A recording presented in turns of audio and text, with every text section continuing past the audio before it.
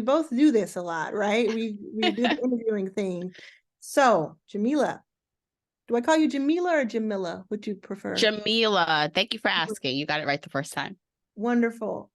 We've known each other for years now. I remember meeting with you in New York when I was just starting my podcast in 2019. That feels like a lifetime ago. And so you've been on the pod, and you have your own podcast. So let's talk about your own podcast and this new book you have, Your Journey to Financial Freedom, which I know everybody wants to know about.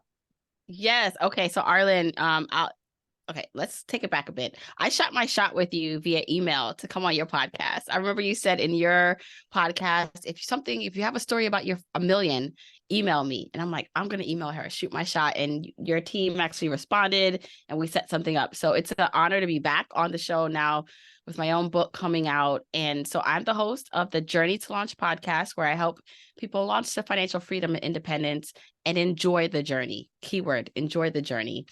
And my book, Your Journey to Financial Freedom, a step-by-step guide to building wealth and achieving happiness, is all about how to do that. It's all compiled my frameworks and thoughts into a book for the first time. I'm so excited for the world to get it.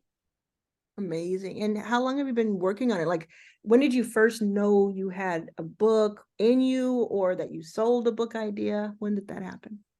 So I've been approached by publishers to do a book since early in my career. But at that point, I didn't have much leverage because I was just starting, but they wanted someone to talk about financial independence and the FIRE movement. They just wanted an author on the name of a project they already had. And I knew that's not the way I wanted to do it. I also knew I didn't want to self-publish. So I got to a point in my podcast career where I thought, okay, this is going great, but I need to be able to reach more people in a different format. And a book would be the best way to do that, to enter into different spaces. And it gives you some validity. And I wanted to go with a traditional publisher. And I am the kind of person, I like to deconstruct from the top level how amazingness and greatness happens. And so I figured out what I wanted to do. I knew I wanted a significant book deal with a top agent and publisher. And so I figured out like how to do that backwards. I reverse engineered it and invested in myself to hire someone to help me with my proposal, who then put me in touch with the agent. So I had about 5 agents who wanted to rep me. And I selected the one I thought could get me the best deal. And that agent, or the team of agents, they sent my proposal out to about a few publishers. I had 11 meetings with publishers via Zoom because this was all during COVID. 10 of them came to the table to bid on my book. Nice. And so it went to auction, and that was amazing. And I selected the one who not only came to the table with the most money, but who had reached out to me before I had an agent. Ooh. Because someone on their marketing team listened to the podcast. And I thought, this is an alignment. They believe in the project. They're giving me the best deal. Let's go with it. And wow, that was about 2021. And now we are in 2023 and the book is finally coming out. Yeah. And people don't realize, especially if you go through a publisher, it's a process. So it's usually like a 2-year, like you book it and then you write it, or you write the rest of it. And then it takes about a year to get it out. Yeah. But then once it's out, I have to tell you, this is your first book? First book. I have to tell you, you're about to go on the ride of a lifetime. I don't want to hype it too much, but you're about to go on a ride of a lifetime, because what's going to start happening is, just like with your podcast, but in a very, very special way, people are going to have such an intimate relationship with the book, and certain things that you don't even remember writing, or you don't think that would be the biggest takeaway, people are going to start quoting back to you in the most beautiful ways. And that's going to happen for years. That's why it's worth it, that kind of period to get it right. So yeah, just look forward to that. Oh, okay. When you went on the podcast in 2019, it's because you had reached 1 million plays, right? Yes. Can you speak to where you are now with the podcast? Is it something that you have kept up with in enough way where you kind of know where that is? Yeah, so we're over 4 million downloads and plays at this point. That's amazing. And and I would say this, like, it's due to persistence for me and consistency. And I think this applies to everything that we do, whether it's your financial journey, entrepreneurship journey, is that you have to show up consistently, even if it's not your best, even if you don't feel like it. And it's been something I've been doing with the podcast, that I've been releasing an episode every week.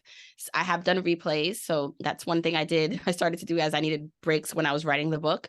But to show up consistently, and even when you don't feel like it, and that's one of the things I think helped a lot with the growth of the podcast, is that my audience could depend on me to be there and to show up as my authentic self, and to show vulnerability, and to change my mind and be okay with being wrong. And all that I share in the podcast and in the book, because I think so many people don't show that.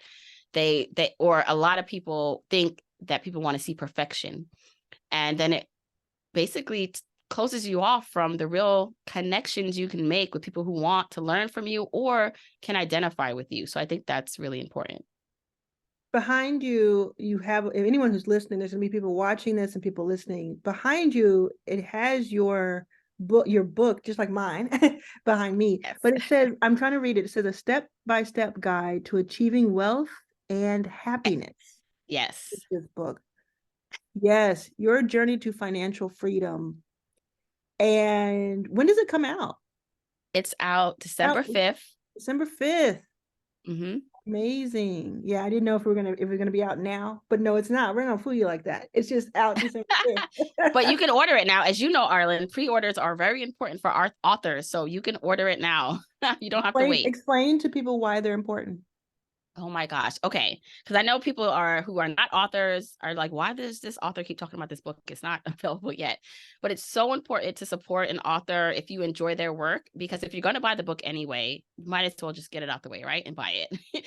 But really important that it signals to everyone behind the scenes, whether it is your publisher or media or the list, if you are attempting to get on a New York Times list or Washington Post list, any of those lists, that this book is something people want to read. And so imagine you say, hey, my book is coming out in a couple months and there's no sales. Then it doesn't seem like people are interested in your work or that this book is something people need. But if behind the scenes, people are seeing that people are ordering this book, there's buzz around your book, it signifies or says, this is a voice that we want to hear from. And a lot of underrepresented spaces, as you know, Arlan. And so in my space in personal finance, your space, being an entrepreneur, our voice is necessary and needed. And so in order to show publishers that, yes, you're right to take a bet on me and give me a very great deal to get this book into the world, and I can fulfill on that, but you need people to buy it. And so all these sales that are happening right now before the book comes out until the week at the end of your book launch count as first week sales. Which is amazing. That's so the big takeaway. The people do not get, and some authors don't even know.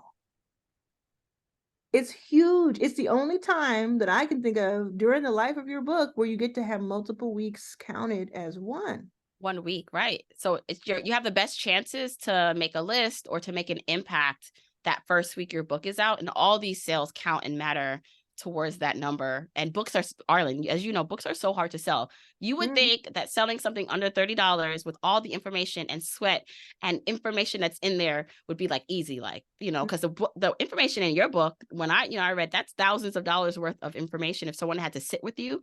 And same thing with me. I feel like I know this can change lives. It will change lives, and it's under $30, but for a lot of reasons, people just have a hesitation to buying and committing to a book. So selling it in concept seems easy, but it's not. That's right. It's really That's not. why people get so creative with this side of things. And so if you're listening to this right now, what you're going to do is, if you haven't already, you're going to go get Your Journey to Financial Freedom book.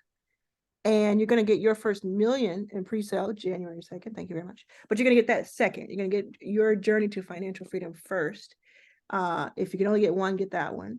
And you're going to know that you are part of helping Jamila have a historic moment for herself. And that's really, really cool.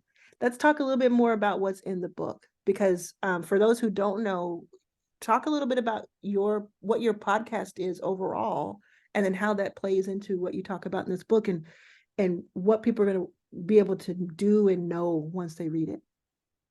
Right. So I talk about in my content and in my work, the pursuit to financial independence, this very audacious goal that you no longer have to work for money. You have invested enough in your retirement and investment accounts to live off of that money, where work becomes a luxury, it's optional.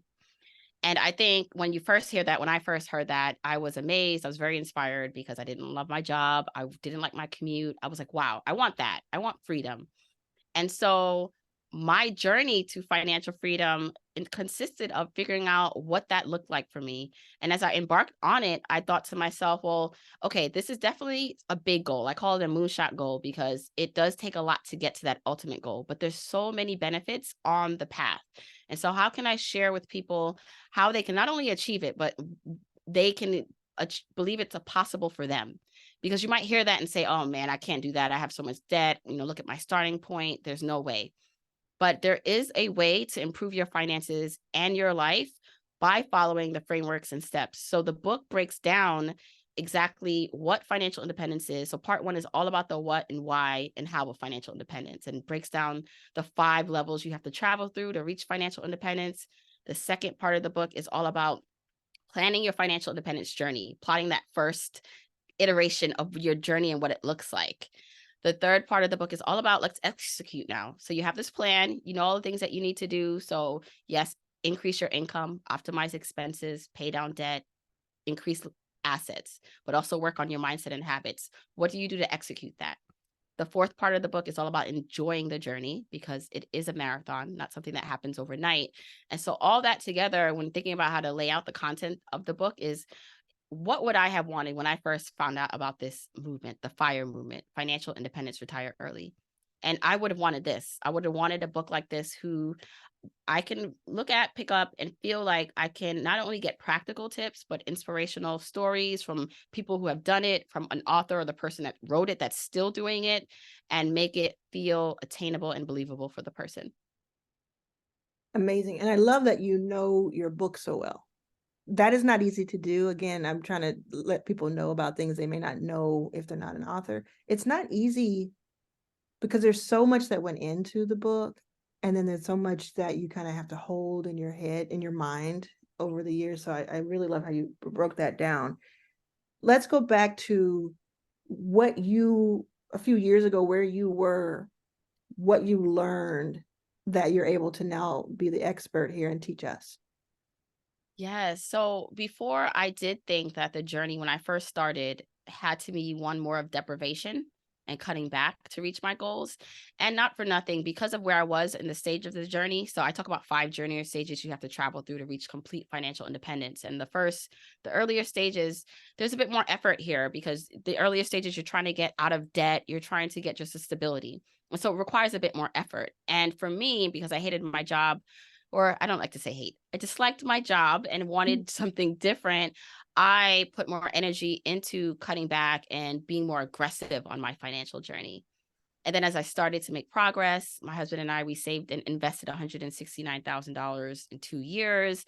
I was able to eventually quit my job and do what I'm doing now full time. I realized that it wasn't about the number in my accounts, right? That was going to be great, the external validation and realization of the work. But it was, what does my life look like today? What does the journey feel like? And if my journey takes longer to reach this goal, but I'm enjoying it, and I'm actually getting the benefits of financial independence without all the money in the bank, meaning I can choose the work I do. I have flexibility, options. I have 3 kids. And so, as you can imagine, that's a lot of work and Yeah. homework and games to have to attend, but I make my own schedule. And so I realized on my journey that it's about being flexible and learning when to use what tools and what strategies on your financial journey, and being okay with getting it wrong and investing in yourself as your best asset. And as I learned that, I share that with my audience and share in the book, because so many people, they think, okay, I want to reach this goal and it's all external effort. It's all about this Mhm. end goal. And I'm like, no, it's about the journey and who you become on the journey. Yeah. I'm thinking through, I know it would be difficult to just say, name something that you teach in the book so people can get an idea of like some of the nuggets. If you have one, that'd be great. I But I was do. going to frame it. If you do, great. Yeah, because what I want to frame it as is I get to talk to so many people from all walks of life, and so many of them are just on the precipice. Like they feel like kind of how I felt about a decade ago, where they feel like they're doing it all right and they're good people. And it's just they're getting a bum deal, right? And they're kind of the worse off you are financially, it's like quicksand. And it's like, how do I get out of this? So I know that there are people who are like, I want financial freedom. I want $169,000 saved. I want all of that. I don't know how to do the first thing. Yeah. What can you say to that? Or if that's what you were thinking? Yeah, well, okay, I will share this. It's a formula I call the FI, or the financial independence formula, and its components. And once you understand how it works together, it doesn't necessarily make things easy because you still have to do the work. But I hope that it helps people put in perspective that it does take work, but it makes it easier once you do understand how things flow. So, in order to get to any financial goal or goal that you have for yourself when it comes to money, it's really finding the money to do that, right? And so it's income minus your expenses. Income minus your expenses gives you hopefully some money left over, what I call the gap in the book. The gap is what you use to get ahead in your finances. So use that money to pay down debt or increase assets. And then also, if you think about your expenses in two ways, your mandatory expenses that you have to pay for to live, and your discretionary expenses, all the things we love spending our money on that are not necessary. If you can split that up and understand the differences, your gap also helps pay for your discretionary expenses. Hmm. And once you're able to have enough income to cover the mandatory expenses, then you have a gap, hopefully. And that gap is then used to do the things responsibly for the future and living in the now. And while those are all external components, so earning more is something you need to think about and consider if you're not earning enough. Optimizing your expenses, so not necessarily getting it to the lowest amount, but what values are you spending in a way that's aligned with your values? And then doing the smart or right things with your money, paying down debt, increasing assets, living the life you want. So you have all these things that you need to do. And so many people want to go for that thing, which I get. But what's not talked about, excuse me, what's not talked about a lot is the internal and non-tangible things we need to do on the journey. So increasing income, expenses, we've heard that before. I think a lot of people know that, and they don't know why they can't do it or why it's not sustainable when they try to do it.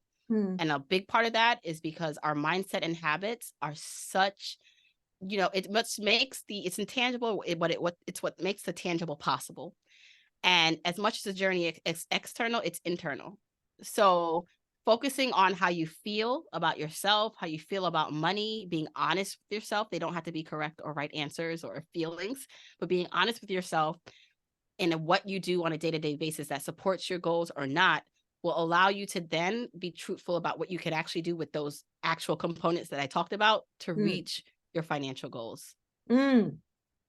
It all goes back to mindset and what you believe you can accomplish, where you are, all of that. We're towards the end of the year right now. If you're listening to this right when we're recording it, towards the end of 2023, it's always, for me at least, a very reflective moment, a time. It's always like, I can turn a new leaf, I can do this, and it's just another day. January 1st is just another day, but there's something revitalizing about it. If someone's listening right now and they just heard you speak about that, and they're like, you know what, I do want to switch gears, I want to switch my mindset, and I want things to be different. What do you think somebody can accomplish in 1 year? I believe in being audacious and having big goals. And so the first thing is that you have to believe that if the thought is in your mind, it's achievable. Mm. When I heard you, sorry. When I heard you on the podcast, right, years ago, and you said, oh, email me about this thing, I could have said to myself, oh, like, I'm not going to email because who am I? I'm not as big as Arlan and she's not going to respond. I could have thought that.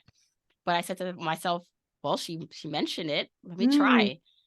And all that, I don't think I'm superhuman or, I'm that special. I mean, I think, I am special, but I think everyone is special. And I think the difference between me and a lot of people that maybe don't go after their goals is that I believe that it's worth a shot. I believe in Yes. shooting my shot. And I believe that, so in a year, you'd be surprised. I talk about this in the book, that sometimes you underestimate how fast things can change for you, because it just takes action. And with action comes clarity. And, the quicker you take action, the quicker you can decide something different if it's not working. Mm-hmm. And so some people are really afraid to really check in with their finances and see how much they own or owe, because they feel like, oh my gosh, I can't even get to this number that Jamila is talking about. When if they did look, they would realize they're not that far off than they think. Yeah. Or if they start taking the actions or expressing themselves, they actually know a lot more people than they think they do that want to help them.